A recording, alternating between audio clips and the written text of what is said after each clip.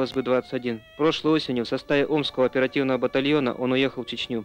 Неделю назад в Грозном при обходе охраняемого объекта караул ночью обстреляли. Когда сослуживцы подбежали к Адигаму, он уже не дышал. Домой солдат вернулся в цинковом гробу. Маленький Акьяр буквально всколыхнула черная весть. Мать Адигама несколько дней лежала без памяти, и даже утром в день похорон не могла поверить, что в гробу лежит ее сын, пока не вскрыли цинк. Когда уходит из жизни молодой человек, это принять свое сознание, это как-то в голове не укладывается. В истории нашего государства немало было войн. Пусть будут они прокляты. Все, любые войны. Сегодня погиб мой боевой товарищ.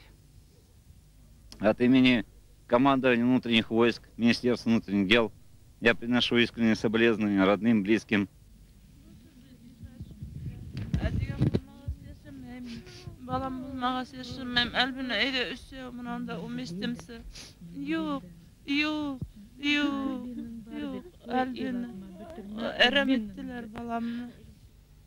На траурный митинг, казалось, собрался весь поселок. Люди безмолвно прощались с Адигамом, выросшего у всех на глазах, и нелепая случайность, нелепая война унесла его жизнь, которая только начиналась.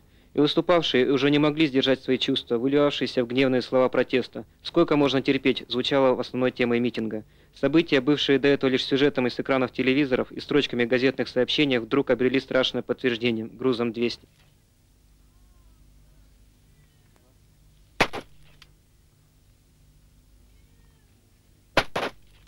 На Советской площади был проведен митинг, инициатором которого выступил Республиканский комитет социальной защиты военнослужащих и членов их семей. Направленность митинга была заранее обусловлена рамками проходящей в эти дни всероссийской акции «Нет войне на Кавказе». Главное требование митингующих – вывод федеральных войск из Чеченской республики. Однако присоединившиеся к митингу члены движения «Трудовая Башкирия» внесли свои поправки. Митинг из антивоенного постепенно перерос в антиправительственный. Главным выдвинутым требованием стала Ампиловско-Баркашевская «Долой, даешь» к ответу. Нетрудно было и услышать несказанное «в ГУЛАГ, к стене и на эшафот».